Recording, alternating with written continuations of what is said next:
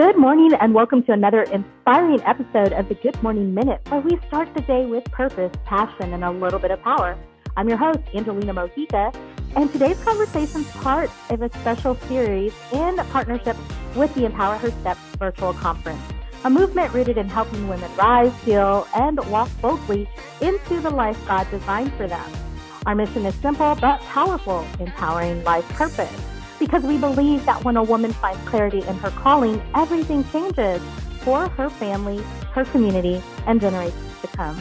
So friends, grab your coffee, take a deep breath, and get ready to be uplifted as we jump into real stories, honest lessons, and bold steps towards purpose with our incredible guest. Our guest today is Sanna. Sanna, welcome to the show.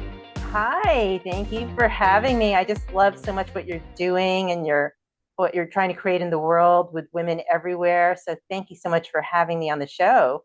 Yeah, absolutely. So I'm excited to get to know you a little bit better. But before we jump into the heart of our conversation, why don't you just take a moment and kind of introduce yourself to our listeners? Okay, so I'm Sanna or Susanna Calvert. I'm the founder of the Foundation for Family and Community Healing. We're a 501c3 nonprofit aimed at helping us all build resilience and thrive, and really by starting by being in right relationship with ourselves first, so that we can be in right relationship with others and the world. And I feel that there's a skill gap here in what our schools and workplaces provide, and so we seek to fill that gap so that we can all be successful citizens, not only of our families and communities, but also Earth as well, not as opposed to just our schools and workplaces.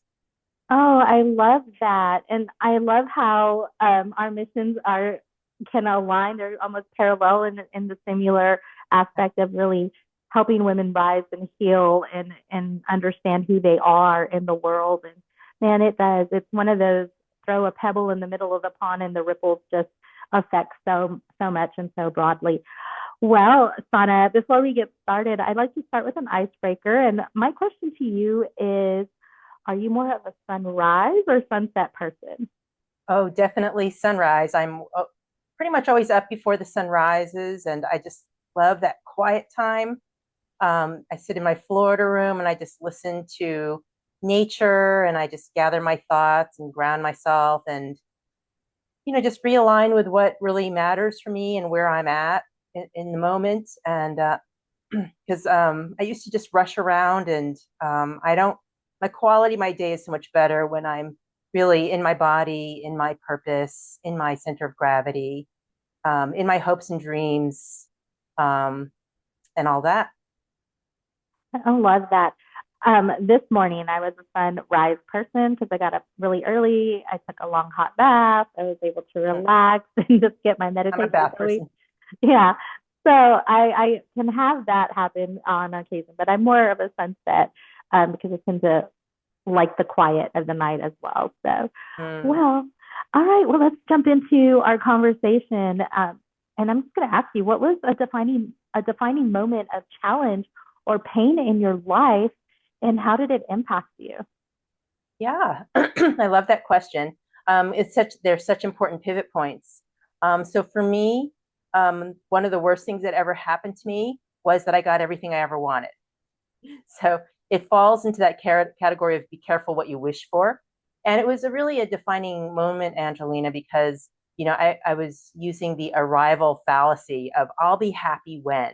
And I had this checklist for happiness, and when I do this, that, and the other, then I'm going to be really happy. And I don't know why I thought that one more thing was going to take me from miserable to ecstatic.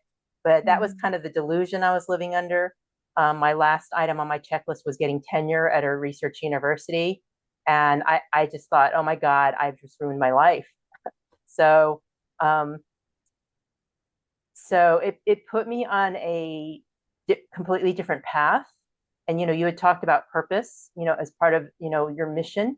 And for me, it was that I was chasing somebody else's purpose, chasing somebody else's dream, somebody else's process for happiness, mostly from my family and my culture. I'm of Chinese descent.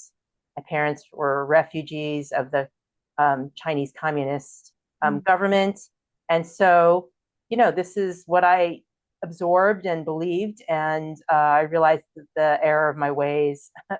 um, it's never too late, but I was so lucky because I was able to just say, you know what, I think you can keep tenure. Um, and I had the really the privilege of then looking for like, well, if I'm not that, then who am I? And even though I guess I'm a pretty smart person, but what I realized was that if I wanted to be happy, then I needed to follow my heart. So smart, but not very wise. So that's what I did. I set off to follow my heart and see what felt inviting and fun and generative and creative. And Mhm. that's what I've been doing ever since. I love the honesty in your story because especially women, that have difficult backgrounds, like your parents coming and, being refugees and coming from this really political, ideology and trying to escape that and then trying to breathe freedom and embrace all the things that, America is supposed to offer.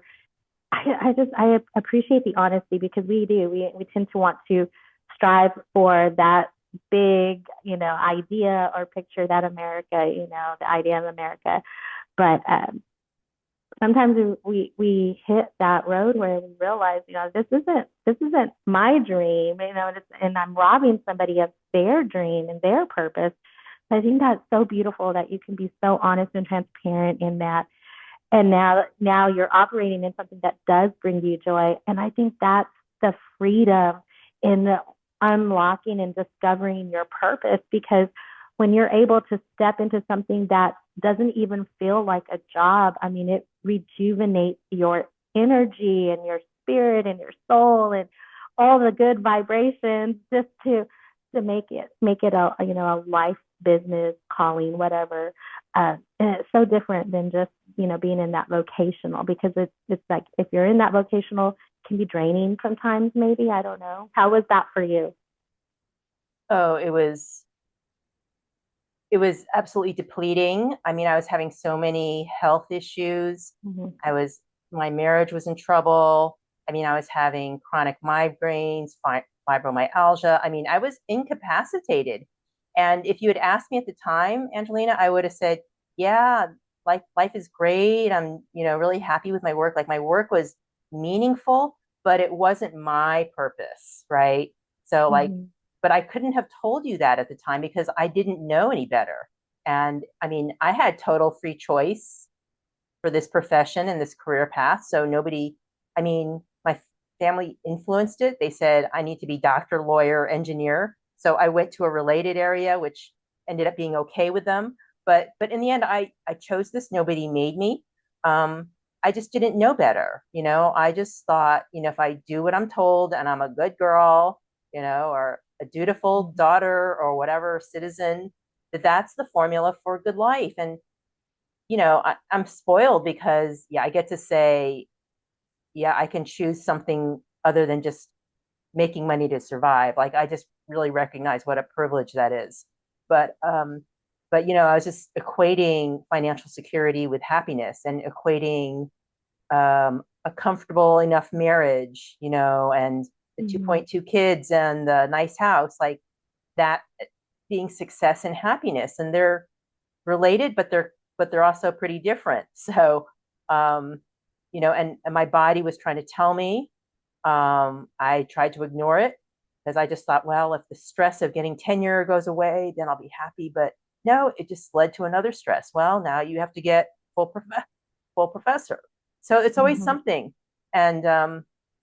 And my body just made me pay attention and and follow something that I didn't even know existed. So what happened was I was following my heart and I got invited to facilitate this leadership program. And the first time I was in a leadership program, it like blew my mind. I'm like, oh my God, this is amazing. But when I was invited to lead the program, I just was jumping out of bed and I was thinking, I can't believe I get paid to do this. And I was like, oh my God, this is how work is supposed to feel. Like I didn't even know that, I just heard people talk about that, but I didn't really think it was a thing, you know? And so when I realized it, I was like, oh my God, I found my calling. And I didn't even like, I'd heard of that. I was an atheist at the time, so I didn't really even believe in that. Mhm. But that's what it felt like. It's like, wow, I found my calling. I didn't even know I was missing it.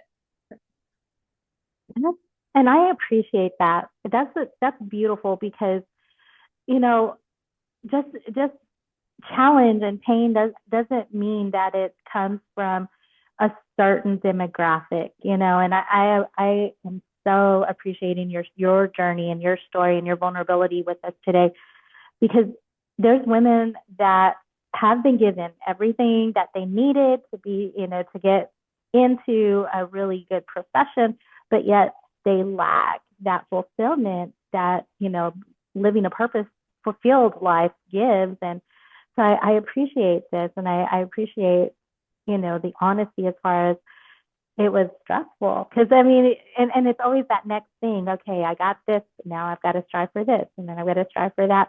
And so we never really understand the importance of the slowdown. And I think that I'm in that journey right now, like learning how to just embrace the quiet, embrace the peace of not having to worry about working through the night, or um, having to manage something. Like I'm truly adjusting in that element. And it is like I feel my body has had some detox going on.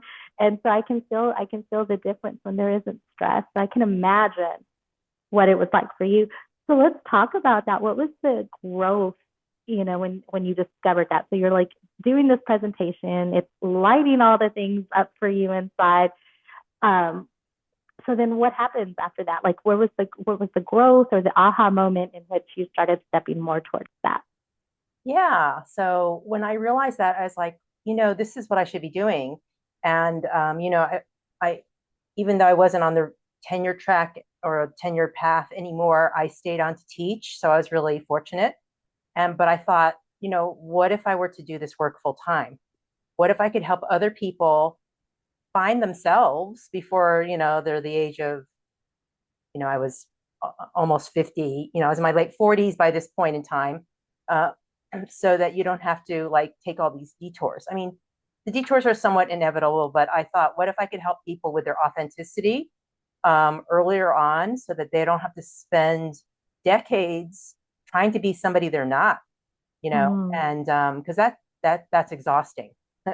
um, so I decided to go back to school and study the science of well-being, and I got a bunch of coaching credentials because I thought, well, if I'm going to do this, I want to do this really well. And then I sought a change in career path. So I really wanted to, I had a secret mission, Angelina, to change the culture of higher education from the inside out, where I envision universities as a place of flourishing for people. Because if people Mm. are flourishing, then they'll do great at their work. So, and it really does go in that order. And so I eventually found my dream job at the University of Georgia. So I went there to support faculty success and well-being. And it was just such a dream job, like dream campus, dream boss, dream, everything. And they seemed to really be taking to it. And this was sort of a new thing for higher ed at the time. And it was really beautiful. I had gotten remarried a couple of years before, but it all fell apart because 18 months into it, I was coming back from my sister's funeral when we learned of my husband's stage 4 cancer. And so I had a spiritual awakening right then. And then um, the whole dream kind of fell apart because I just knew that like my life was over. And so, but my previous lessons were really important because in that last cycle, Angelina, where I was finding myself and going through sort of a dark night of the soul, and when I learned about my callings, I did my capstone on that, and I learned about the hero's journey and how um, that's really it's the story of humanity. Basically, it's the most common story, and what that story, human stories, tells us is that even though it might feel like the challenge is external, the way you rise above it, the way you win, is to grow from the inside out. And so often we have to have a dark night of the soul to do so.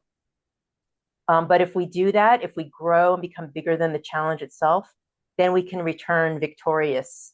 And I described that part of my life when I was doing that leadership development and creating new programs, campus. It felt like I was flying on the wings of destiny. And so I knew that if I really leaned into challenge and growth, that I could get through it. And so the lesson of that last cycle really informed this next one. And boy, it was a long, hard path, as you can imagine, because, I just felt like my life was over and I had to rebuild it from, pretty much in every way. But it gave me hope. It gave me a focus. It gave me direction.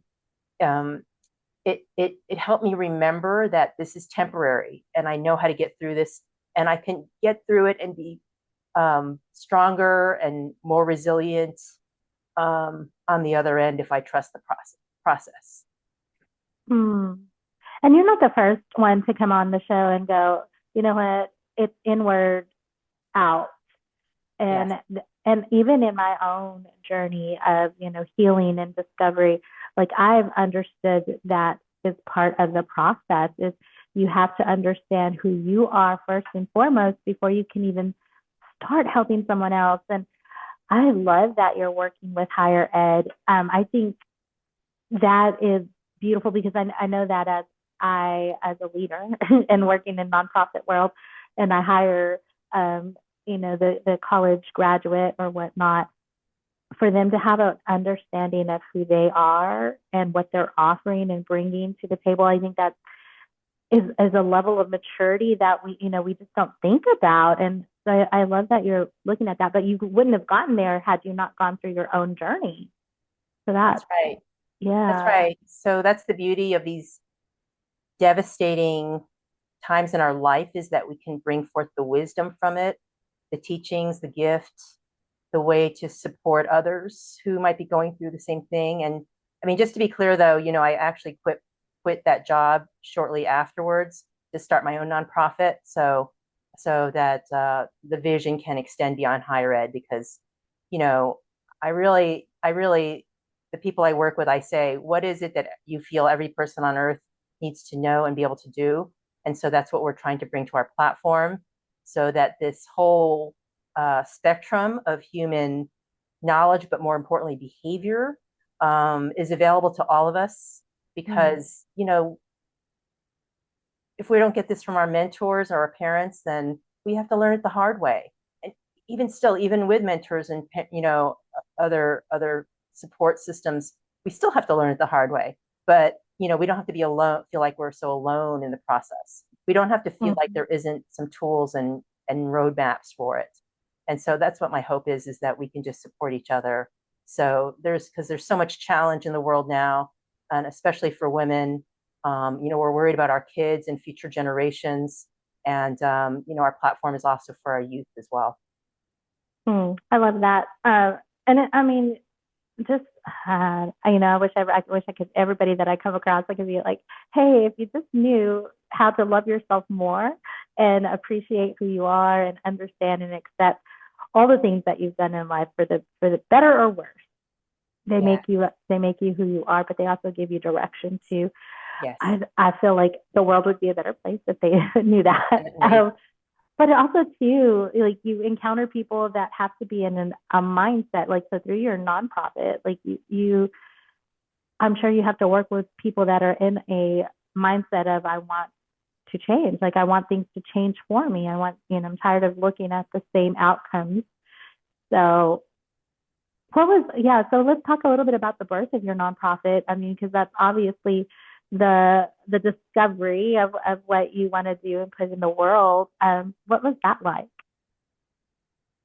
Well, that was really hard, Angelina, as I mentioned, because it was all around the circumstances of my husband passing away. And at the time he passed away, I received divine inspiration to quit my dream job and move back to Richmond, where I spent most of my career, and put my life savings into starting this nonprofit. And I was like, well, what what have I got to lose? Like my life is over. And, and if I can get uh, divine, divine help and guidance to do this, then I'm just that much better off. And it seemed like something I could do. I had the background, and even though I hadn't, ever started a nonprofit before, but I had the background, I had the life experience, I had the teaching ability, I had some experience with creating courses online and that kind of thing. Um, so yeah, I figured I'll just take a leap of faith and do this.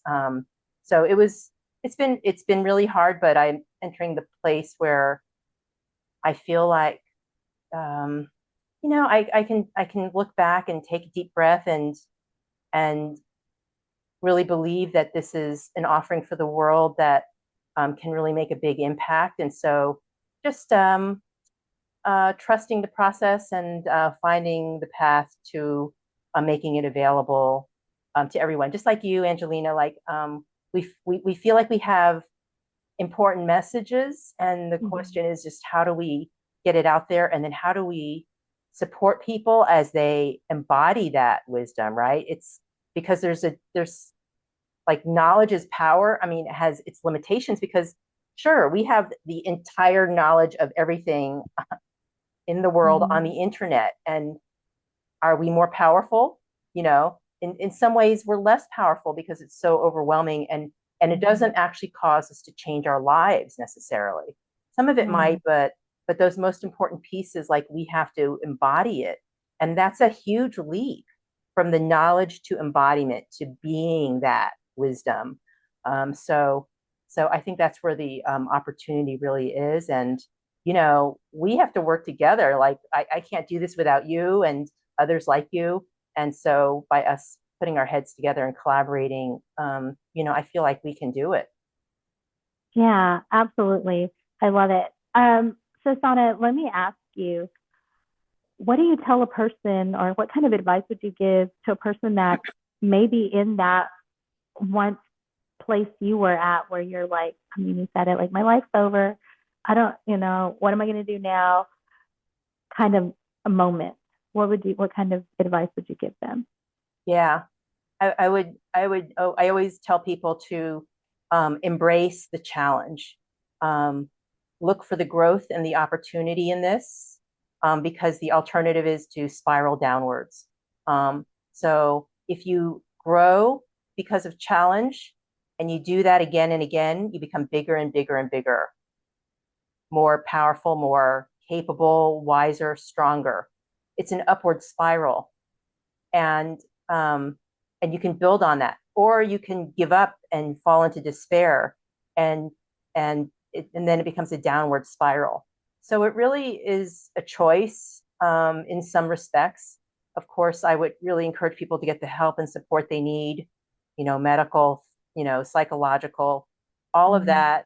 Get your support system, but it's really up to us. And so much of the growth is realizing that we have the power within us to create the life that we want, to be the person we want to be, that the people around us and our circumstances, they only can keep us down if we agree to let them.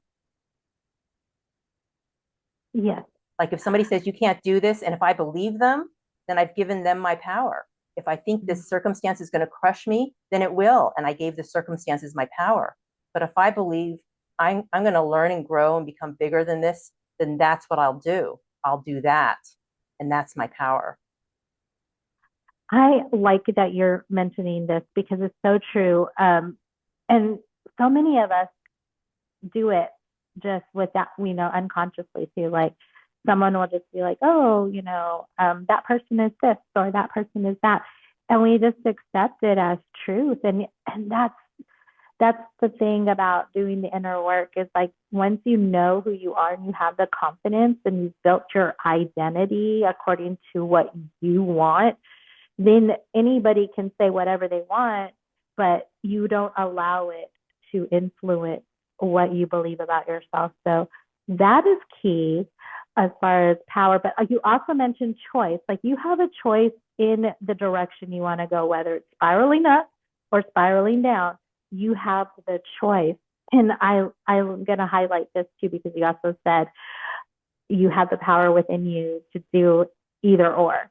And that is so true. Often I say, you have everything you need to create the life that you want. And people automatically want to gravitate to, well, no, because this person was given everything at birth and they have all the financial resources, and this person doesn't. So how do they have everything? Because it doesn't come, like, those things will come, but you have to decide for yourself who you want to be in your identity before those things can follow. Because once you decide, like, this is the life I'm going to make, then you start gravitating towards those things that you need to make that life true. So I just wanted to highlight that for people listening, because those were nuggets for sure. That's right. So, yeah, Sanna, so what does living with purpose look like for you now? Oh, well, it's a lot of trust. It's very peaceful. Back when I had my first crisis, I was so type A. I was such a perfectionist and a control freak. And I'm sure I was just so difficult to live with and probably work with. I was stressed all the time. I had all those health issues. I was pretty unhappy, as I mentioned. And now my life is just so peaceful. And, I'm just more realistic about what is and more open to what is possible. Willing to be flexible, and not make too many assumptions about how things should be, how things should be done, how things should go. Like all those should, I shouldn't, I should, I have to, I must. Like eliminating those sorts of beliefs from my inner narrative, and just being much more present and receptive to what's becoming, what's not working, and being willing to release that, or to change directions, or to find a different way, to that endpoint. So it's a lot more fun. It's a lot more magical, because to me, life is very magical. And if I'm too focused on this little narrow path and this goal and this is how it should be done, like, I miss all of it. And like, just these magical synchronicities can get me someplace even better if I'm paying attention. So that's the reality. That's how my reality feels. I'm not sure by conventional standards people would go, wow, you're lighting the world on fire. Like, they may not say that, but it's my own. I'm living by my own yardstick, and my own, my own pace, or divine timing, or whatever you want to call it. And it's just so much more enjoyable and beautiful. The magic of life. I love it. Yeah. And when you define success for yourself, it doesn't matter what others think, or, what their picture is, or whatnot. It's you and what makes you happy and what you're driving in. So I love that about you, Sanna. And I can tell how grounded you are just in the conversations. I mean, there's a calmness with you. So I see the peace that you hold within. So I love that as well. Yeah. Well, as we start getting towards the end of our conversation, I'm going to ask you a question that I ask many of my guests, and that's one of legacy and impact. If today were your last day, what would you want to be remembered for? I guess just maybe being an example of an alternative way of being in the world, like not